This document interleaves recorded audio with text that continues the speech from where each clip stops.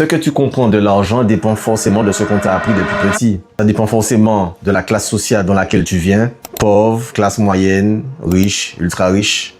C'est ce qui détermine ton regard sur l'argent. La façon que tu le comprends, la façon que tu l'appréhendes, que tu le dépenses. Si tu es issu de la classe pauvre et qu'effectivement tes parents ont le salaire minimum, le SMIC, et qu'effectivement ils doivent se lever tous les jours à la même heure, faire leurs 8 heures, 9 heures de travail quotidien, rentrer à la maison et attendre un salaire minimal qui tombe au début de mois, c'est normal qu'ils te disent que pour réussir, il faut travailler dur. Ça leur semble tellement logique de fonctionner comme ça, puisque c'est cette éducation qu'ils ont reçue eux-mêmes. Donc ça détermine énormément la façon que tu comprends l'argent. Le pire dans tout ça, c'est la façon dont ils te parlent de l'argent. La façon qu'ils voient l'argent, ce que représente l'argent dans la famille, dans leur vie. Très souvent, l'argent est quelque chose de négatif. Ouais, mais l'argent ne fait pas le bonheur. Si tu as plus d'argent, tu seras pas forcément plus heureux que ça. J'ai souvent entendu ça, j'ai souvent vu les gens de mon entourage, pas pour les gens de ma génération, parce que nous les jeunes, on a compris qu'on en a besoin et que gagner plus d'argent, c'est pas mal. Mais souvent, les parents, donc la génération de nos parents qui nous disaient, bon, ceux qui gagnent plus d'argent, souvent, ce sont des gens qui ont forcément profité sur d'autres. Ce sont des gens qui forcément sont imbus de leur personne. Ils ne font pas attention aux autres. Donc forcément, on nous fait croire que ceux qui ont de l'argent, ce ne sont pas des gens bien, ce ne sont pas des gens sains. Donc, d'entrée, en fait, c'est déjà biaisé la façon qu'ils nous parlent de l'argent. Et ça joue sur le comportement qu'on peut avoir plus tard avec l'argent. Donc l'argent ne fait pas le bonheur, d'accord, mais moi j'ai une question toute simple quand on me dit ça. L'argent ne fait pas le bonheur, ok, mais la misère non plus. Est-ce que la misère crée le bonheur? Ne pas avoir d'argent, ça ne fait pas le bonheur, ça n'achète pas la santé, ok, il y en a qui te disent ça. Mais est-ce qu'être dans la misère, ça fait le bonheur? Bien sûr que non. Bien sûr que non, ça fait pas le bonheur. Est-ce que tu penses qu'un mec qui est SDF, qui n'a pas de logement, qui ne peut pas subvenir aux besoins de sa famille, il est épanoui? Est-ce que tu le vois dans la rue, est-ce que c'est l'homme le plus joyeux du monde? Bien sûr que non. Donc ce mec-là, il est malheureux. Mais vous allez nous faire croire qu'en fait, l'argent ne fait pas le bonheur. Ok, il ne fait pas tout le bonheur du monde, mais il y contribue. Ça, c'est sûr, c'est indéniable. Donc après, il faut déjà nous laisser être à l'aise avec l'argent. Moi, je pense qu'il faut qu'on accepte d'être à l'aise avec l'argent. Et très souvent, c'est tabou en France, parler d'argent. Les gens ont même peur, même honte, sont même gênés de donner leur salaire ou leur revenu.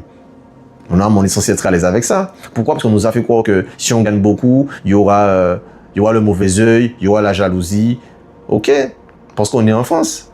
Mais on serait dans un autre pays où, je prends l'exemple des États-Unis, puisque c'est souvent ce pays-là où il y a une liberté à parler d'argent. Parler d'argent, c'est pas problématique du tout. C'est même ok. Ah, je gagne 5 000 euros par mois, 2 000 euros par mois. Et je pense que déjà décomplexer les gens de l'argent, c'est déjà montrer qu'en fait, ce n'est qu'un outil. C'est un outil d'échange. Et donc, ne pas être à l'aise avec l'argent, c'est ne pas être à l'aise avec la réussite.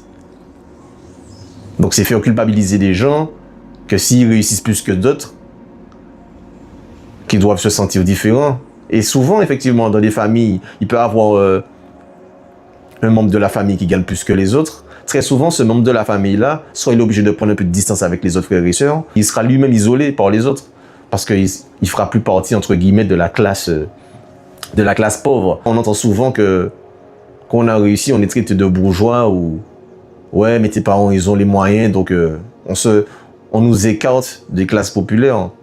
Alors, je trouve ça bête. Puisque perso, moi je me dis, si j'ai un pote demain ou j'ai des potes demain ils ont des parents qui leur ont donné l'éducation financière ou des parents qui ont réussi, perso, j'aurais aimé apprendre de ces parents-là.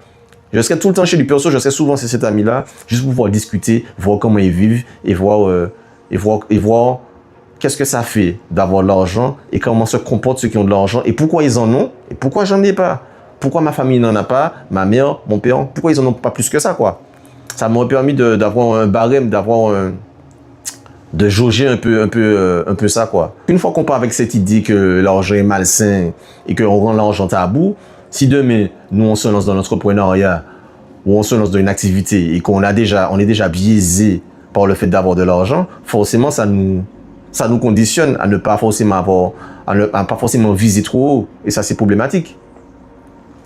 Ça, c'est problématique. Parce qu'il faut être à l'aise avec l'argent. Si tu en gagnes plus, tant mieux. Si tu en gagnes pas assez, ben, donne-toi les moyens d'en avoir plus. Mais on va pas commencer à culpabiliser parce qu'on gagne plus d'argent.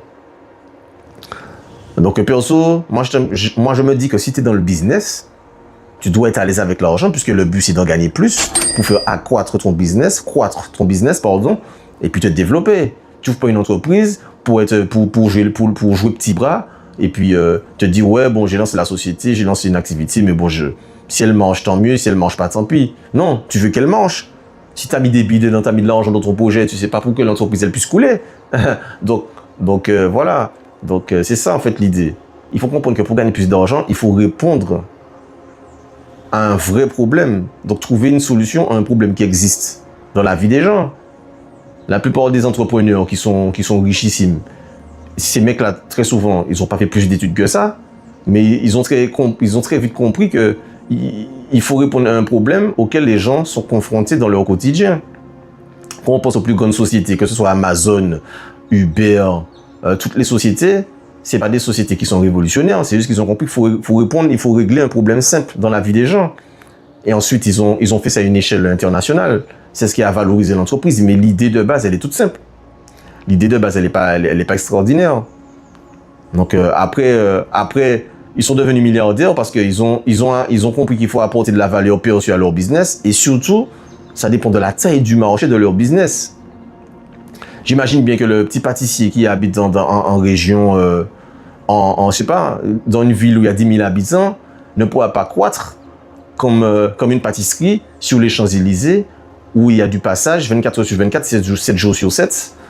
Avec une pâtisserie qui fait 2 fois la taille, 2 fois sa taille. C'est tout à fait normal que celui qui est pignon sur aux Champs-Élysées et puis fera plus de chiffres. Donc ça dépend du marché. Mais sinon, l'idée est toujours bonne. Hein?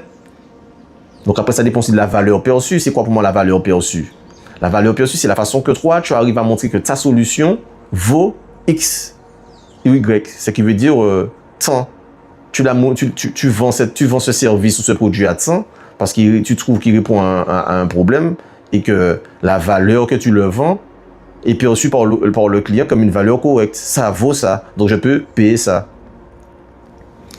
Donc après, c'est une question d'opportunité. Bon, moi j'en parle parce que je suis entrepreneur, mais je comprends que actuellement j'ai 2 activités. Je sais très bien que si je veux développer mon activité et devenir riche ou ultra riche, ce n'est pas en restant au même stade où je suis. Il va falloir que soit je développe ça à l'international, imaginons, ou que le produit que je vends actuellement, on va dire 200 €, que je le vende 2000 €. Mais ce sera pas le même service. Il va falloir que j'apporte une valeur supplémentaire au service. Donc, à un moment, il faut juste comprendre ça et puis se dire que bon, mon entreprise, elle fait tant par mois, tant à l'année, parce que je suis sur un marché qui vaut tant et je propose un service qui est perçu et qui est chiffré à tant. C'est normal.